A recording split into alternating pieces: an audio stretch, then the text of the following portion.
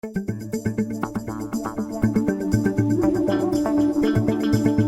la partie délivrance, c'est-à-dire la sortie du placenta après la naissance du bébé, on va enlever la première poche à partir du moment où on a fait les soins au cordon. Donc on enlève notre poche qui sert de poubelle. Donc la maman soulève les fesses, on jette cette poche-là et on va ouvrir la seconde qui va permettre de quantifier les pertes sanguines pour vérifier qu'il n'y ait pas la survenue d'hémorragie. Pour la délivrance, vous allez avoir des signes de décollement de ce placenta. Premier signe que vous allez avoir, un petit filet de sang, comme ça, tout juste, qui va montrer que les cotylédons, donc la partie du placenta collée à l'utérus, se décolle au fur et à mesure et les vaisseaux se collapent. Deuxième chose, vous allez avoir le clan qui est présent ici, vous allez voir descendre un petit peu, et en fait, ce clan qui descend, c'est le placenta qui se décolle du fond de l'utérus et qui tombe à l'entrée du vagin. Et troisième signe qui va vous venir, c'est la dame qui va vous dire qu'elle a envie de pousser, et en fait, ce sont les contractions qui redémarrent pour pouvoir sortir ce placenta. À ce moment-là, on va demander à la dame de pousser. On va tenir le cordon pour pas que le placenta tombe dans le sac. Il faut le retenir afin de ne pas avoir plusieurs morceaux. Il faut vérifier qu'ils sortent complètement.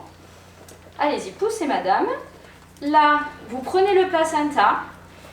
Soit il vous tombe dans les mains, donc c'est super. S'il reste une petite membrane ou quelque chose de collé et qu'on voit qu'il n'est pas entier, on va tourner jusqu'à ce que la membrane tombe aussi. Dès qu'on a tout, on met le placenta dans le sac de congélation du kit accouchement et on va le ramener à la maternité.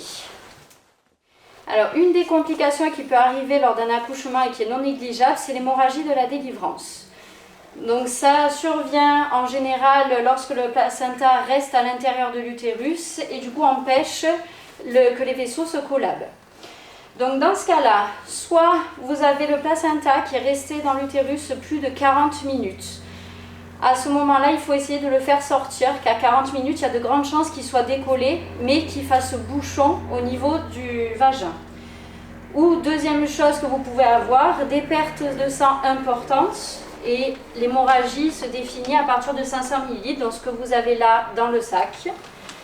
Ou troisième signe qui peut pouvoir dire qu'elle fait une hémorragie, un état de dégradation de la patiente, puisque si le placenta bouche la sortie, vous n'aurez pas forcément l'hémorragie extériorisée, mais elle peut saigner à l'intérieur.